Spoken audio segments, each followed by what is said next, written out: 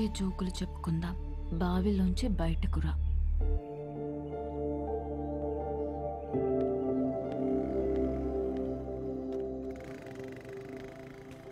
విభా, ఇంట్లోంచి బయటకు వచ్చేసేవంట కదా.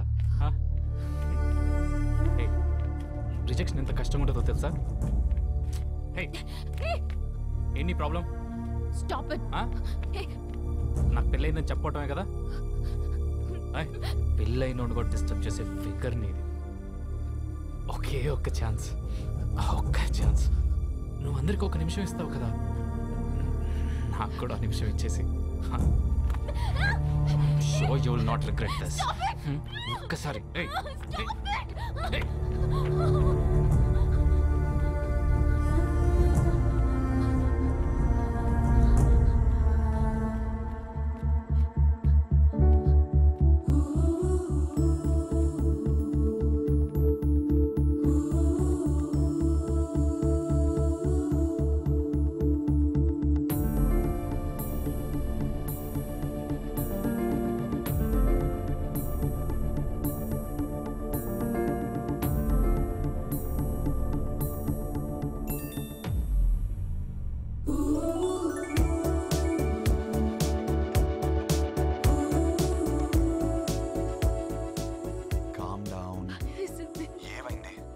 Calm down.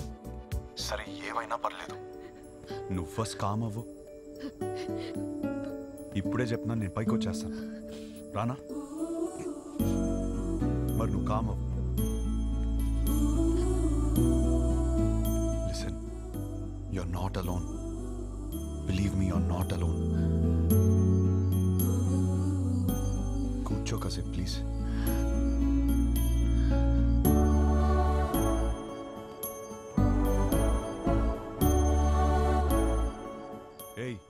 హలో,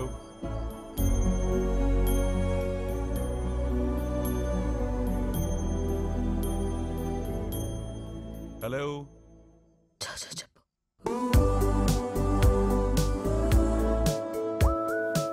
నేను నిద్రపోయేంత వరకు లైన్లోనే ఉంటాను.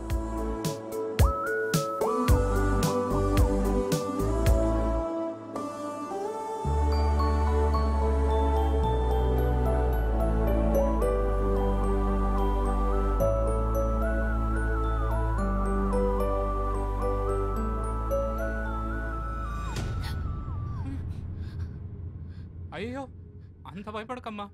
ఇలా భయపడినట్టు యాక్ట్ చేసి నన్ను బాగా బుక్ చేసావు. అయినా నీ లైఫ్లో ఒకడు ఉన్నాడని నాకు చెప్పాలి కదా నాన్న. రే, అలాంటి అమ్మాయితో లైఫ్ మొత్తం కలిసి బ్రతకాలని కోరుకోవాలి, కానీ నీ విషయం అడుగుతావా? నువ్వెవడరా చెప్పడానికి?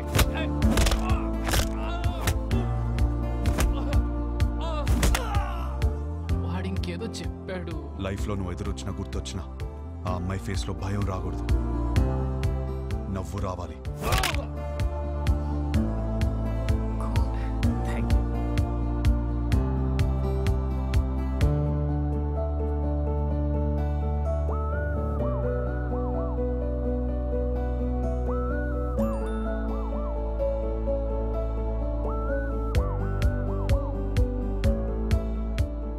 Hold your smile.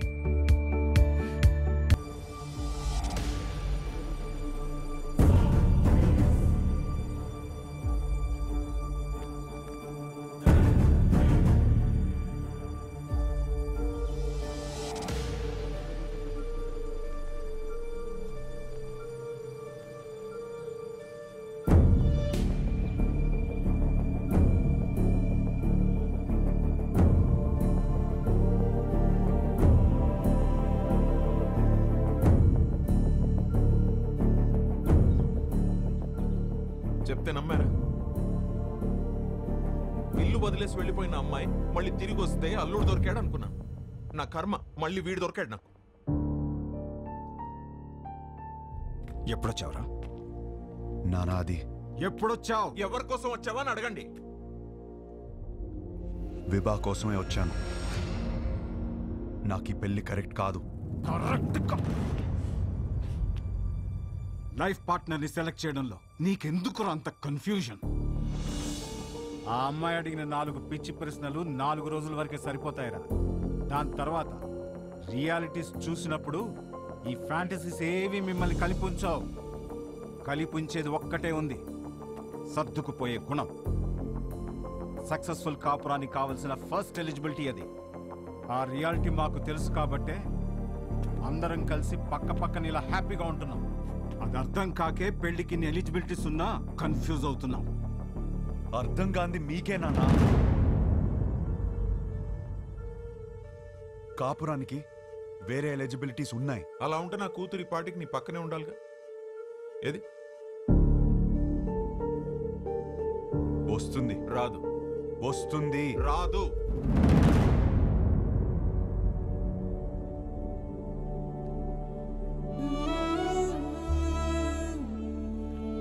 వీడినే నువ్వు కలవపోతున్నా.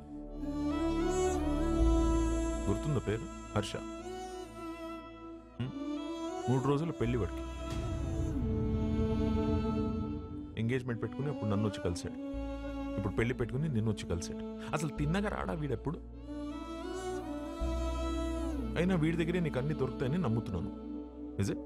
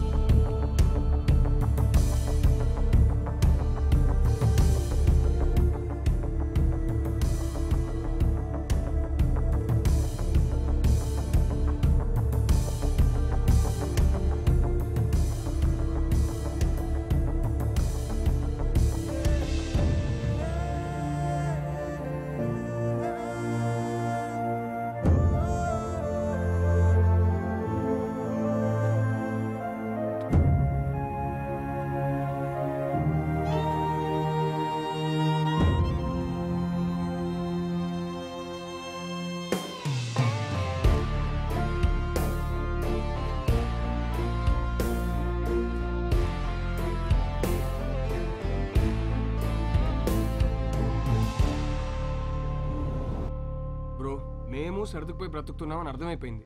ఇంకేదో దారి ఉందన్నావుగా, అది చెప్పి చావచ్చుగా. అది చెప్తే అర్థం కాదు, ప్రూవ్ చేయాలి. అది ప్రూవ్ చేయాలంటే నా పక్కన విభా ఉండాలి. ఇన్నిసార్లు ఫోన్ చేసి ఫోన్ ఎత్తలేదంటే తను మళ్ళీ హర్ట్ అయి ఉంటుంది. తను హట్ అయితే వచ్చి మొహం పైన జోకులేస్తుంది. అది జరగలేదు కాబట్టి నాకు ఇంకా హోప్ ఉంది. సరే, మాకు టైం అవుతుంది. పక్కనే పెళ్లికి వెళ్తున్నాం. నిన్న ఎక్కడ డ్రాప్ చేయాలో చెప్పు. ఎవరి పెళ్ళికి బ్రదర్? మేఘా, హర్ష. మేఘా నీకేమవుతుంది?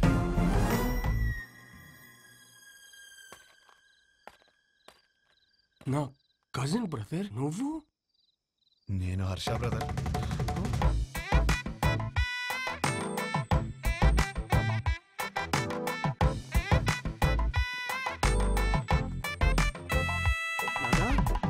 ఏంటి నాన్న నీ ప్రాబ్లము? మేఘాన్ని చేసుకుంటే లైఫ్ ఎంత బాగుంటుందో తెలుసా? చెప్పు చెప్పు, నీ మనసులో ఏదో ఉంది, చెప్పురా నాన్న. నాకు ఒకసారి చెప్పు, ఒకసారి చెప్పు. ఈ పెళ్లి చేసుకుంటే నీతో కాపురం చేసినట్టు ఉంటుందిరా. నాతో కాపురం చేసినట్టు ఉంటుందా? ఎంత బాగా చూస్తున్నారా నిన్ను. చోకొట్టి పడుకోబెట్టాను, ఊకొట్టి లేపాను, ఎప్పుడైనప్పుడు మ్యాగీ నూడిల్స్ పెట్టాను. ఇంకా ఆపరా. For the first time I think I need a shoulder రా. For the first not the shoulder I want, but రేయ్, when nothing is available, go for the reachable. Come on.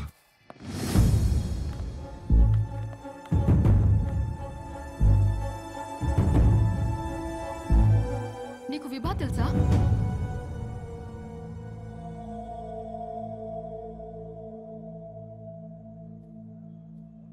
అరే, తెలియకపోవడం ఏంటి?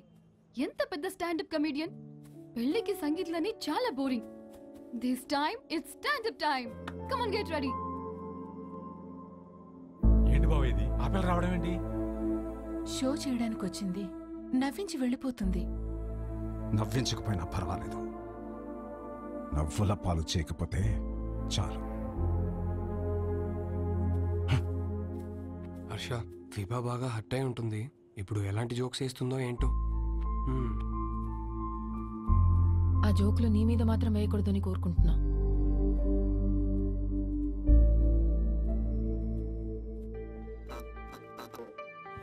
India Indian హిస్టరీలో, జోగ్రఫీలో, ఫిజిక్స్లో, కెమిస్ట్రీలో for the first time పెళ్లిలో స్టాండర్డ్.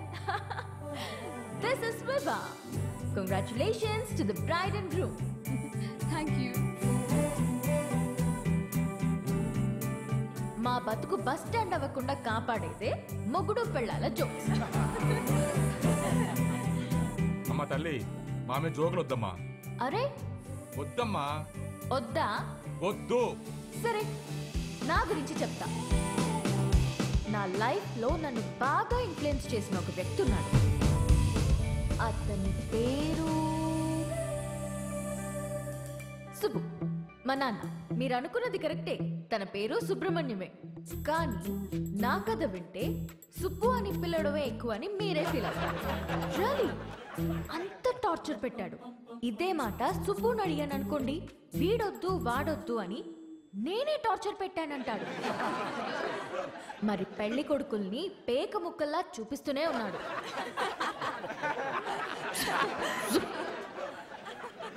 నేనేమో కింగ్ని ఎక్స్పెక్ట్ చేస్తుంటే 13 కార్డులో జోకర్లే. 13 జోకర్లనే చూపిస్తుంటే నేనేం చేస్తాను? నింజా.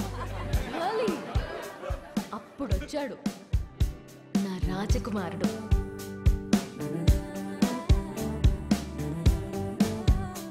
వెళ్ళే వద్దురా బాబు అని నేను తిరుగుతుంటే, కబుర్లో చెప్పుకుందామా, కలుద్దాం అని నాకే తెలియకుండా నా నోట్బుక్ లో రాశాడు. సుబ్బు పంపిన జోకర్ అయి ఉంటాడులే అనుకుని లోలా బైక్ ఎక్కాను. వాడు చెప్పాడు కబుర్లు. రోజంతా టైమే తెలియలేదు. దిగాక తెలిసింది వాడు లోలా వాడు కాదు, ఆ బుక్ లో రాసిన అవులాగాడు. సుబ్బు పంపిన వాడికి అంత బుర్ర ఉండదే అనుకుని దమ్ముంటే కలువన్నాను. వాడి సంగతి తేల్చేద్దామని రమ్మన్నా. పెళ్లి విషయంలో నాకున్న భయం పోవాలంటే యూ నీడ్ అ హోప్ అని నా కోసం పింక్ బలూన్ పెట్టాడు. హోప్ అంటే ఎంత బలంగా ఉండాలి. బలూన్ ఇచ్చాడు. అదే ఆలోచించుకుంటూ సిటీ మొత్తం తిరిగాను. అప్పుడు తగిలాడు ఒకడు. చుట్టూ పొదలు, మనుషులు లేరు. వెన్నులో వణుకు మొదలైంది. ఏం కావాలరా అని అడిగితే ఒక్క ఛాన్స్ ఇమ్మన్నాడు. ఎలాగో ఎస్కేప్ అయ్యి ఇంటికొచ్చాను గాని వణుకు మాత్రం తగ్గలేదు. ఎవరితోనైనా మాట్లాడితే భయం పోతుందని కాంటాక్ట్ లిస్ట్ మొత్తం వెతికాను. ఎవరికే చేయాలనిపించలేదు. సుబ్బుకి చేద్దామంటే అక్కడికి ఎందుకు వెళ్ళావు, అక్కడేం పని నీకు అని మొదలెడతాడు. నా సిచ్యువేషన్ని అర్థం చేసుకోడు. సడన్గా ఒంటరిగా ఉన్నానని అనిపించింది. కాంటాక్ట్ లిస్ట్లో ఎన్ని వందల పేర్లు ఉన్నాయని కాదు, అవసరమైనప్పుడు మన ఎమోషన్స్ని షేర్ చేసుకోవడానికి మనకంటూ ఒకడు ఉండాలి. అందుకే పెళ్లి చేస్తారేమో. అప్పుడు వచ్చింది మెసేజ్ వాడి దగ్గర నుండి, calm down, you're not alone అని. ఆ ఒక్క మాట నాకు ధైర్యాన్ని ఇచ్చింది.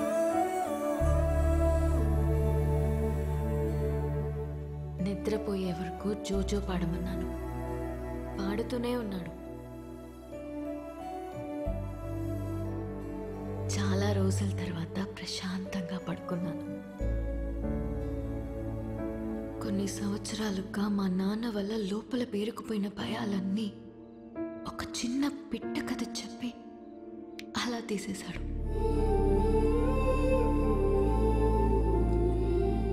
కనిపించకుండానే ఒక కాపురం చూపించాడు. కలుద్దామనుకున్నా. మా నాన్నకి హీ ఈజ్ ద వన్ అని చూపించాలని వెయిట్ చేశాను. అంతలోనే మా నాన్న షాక్ ఇచ్చాడు. వాడికి పెళ్ళి అని.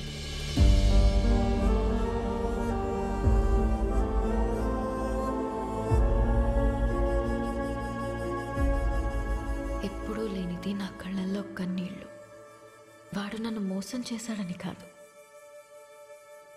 ఎప్పుడో నేనన్న మాట పట్టుకుని వాడు నా కోసం వచ్చాడా. నా కోసం ఒకడు పుట్టుంటాడు అనుకున్నాను. నా మాటల్లోంచి ఒకడు పుట్టొచ్చాడా? పడిపోతున్న నన్ను నిలబెట్టడం కోసం అంత తాపత్రయపడ్డా? హోల్డ్ యువర్ స్మైల్ అన్నాడు. నా కోసం తన ఫ్యామిలీని ఒప్పించాలని ఒంటరిగా కష్టపడుతున్నాడా? వాడి గురించి తలుచుకుంటుంటే ఇప్పుడు కూడా కన్నీళ్ళు ఆగట్లేదు.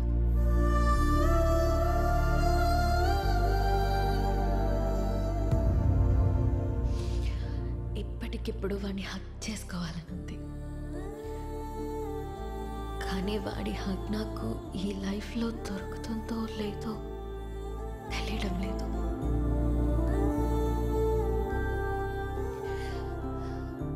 కథ మధ్యలో ఆపేస్తున్నందుకు క్షమించండి.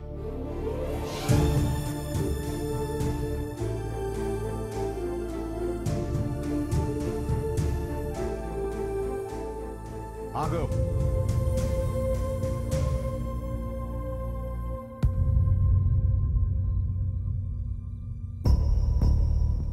ఆగాను, చెప్పండి. వెళ్ళి పెళ్లి చేసుకుంటావో ఏం చేసుకుంటావో నీ ఇష్టం. ఎలాగైనా బతుకు. ఇక నీకు మాకు ఏ సంబంధం లేదు.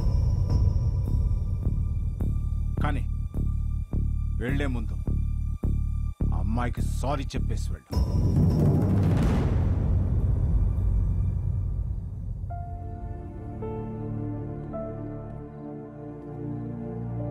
చూడు మేఘా, నీకు సారీ చెప్పాలా లేదా విభాని ఎందుకు పెళ్లి చేసుకోవాలి తెలియాలా? ఆల్రెడీ విభా నన్ను కలిసి అంతా నాకు చెప్పింది. నాకంతా అర్థమైంది. అందుకే తనని పిలిచాను.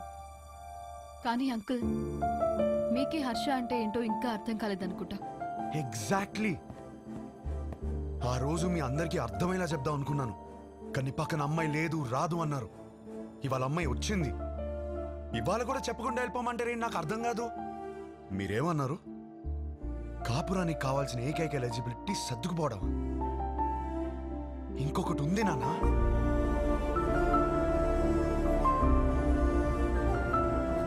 విభా మాటల్లో కనిపించిందే రొమాన్స్. అది అస్సలైన ఎలిజిబిలిటీ. విభాన్ కలిసి మొదటి రోజే అడిగేసింది, what you expect from my married life అని.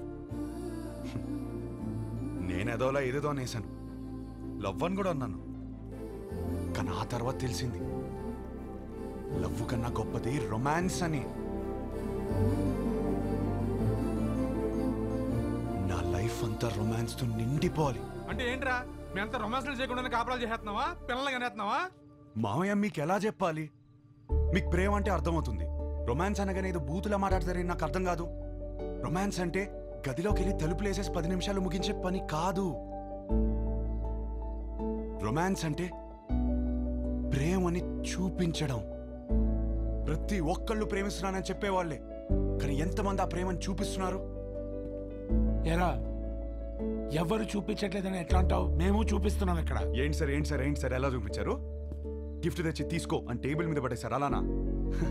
కాస్ట్లీ గిఫ్ట్ ఇచ్చారని మీరు పొంగిపోవడం కాదు సార్. దగ్గరికి వెళ్ళి ఆవిడ పొంగిపోయేలా ఇవ్వటంలో ఉంది ప్రేమను చూపించటం. అప్పుడు 10 రూపాయలు గిఫ్ట్ ఇచ్చినా సరిపోతుంది.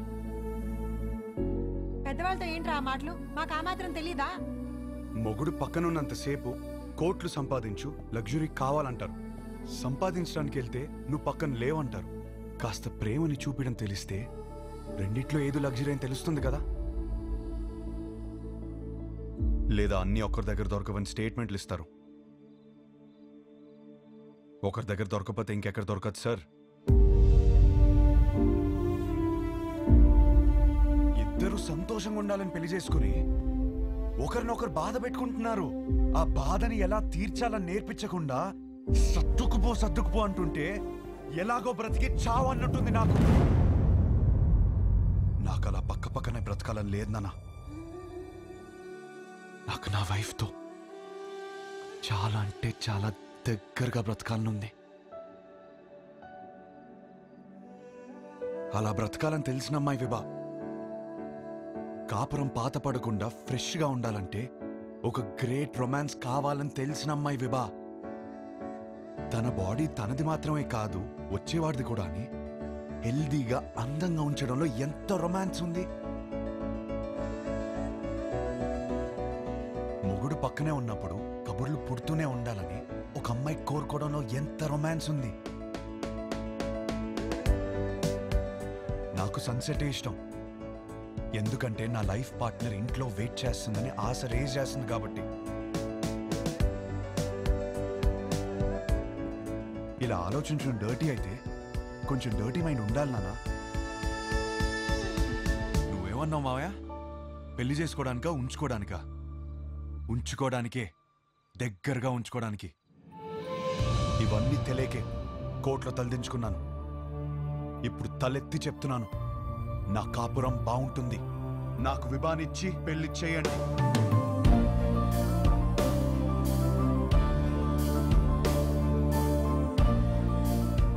కాలు పట్టుకుని ఒప్పిస్తాడనుకుంటే మెడపట్టేసుకున్నాడేమిటి?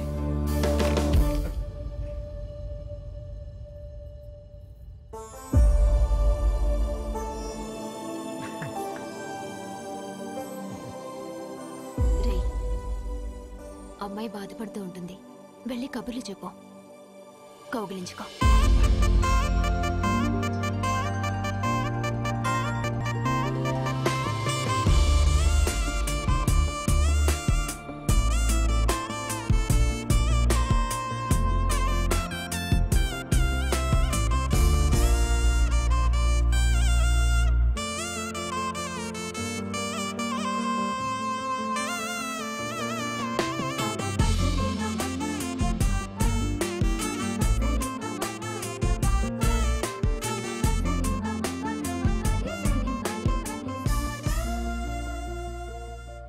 కౌగిలించుకోమంది, ఇంకా కబుర్లు చెప్పుకోమంది. ఇంకా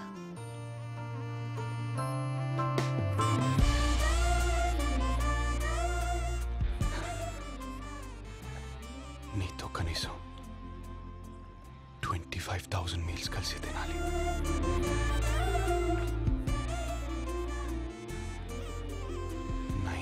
నైట్స్ కలిసి పడుకోవాలి.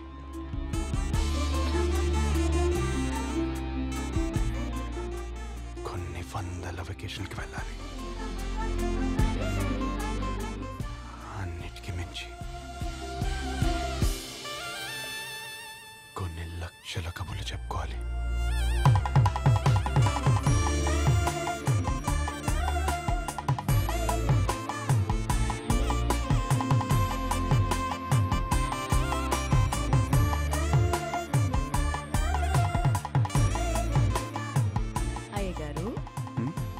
పెళ్లి చేసుకుందామా?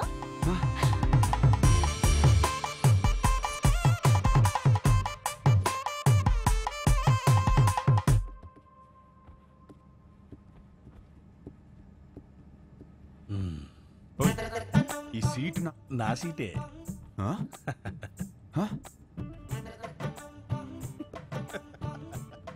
1 minute.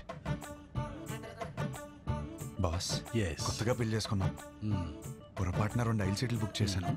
మీరు 4Bకి వెళ్తారా? వెళ్ళను. ఏ? 4Aలో నా వైఫ్ ఉంది. కావాలని బుక్ చేశాను.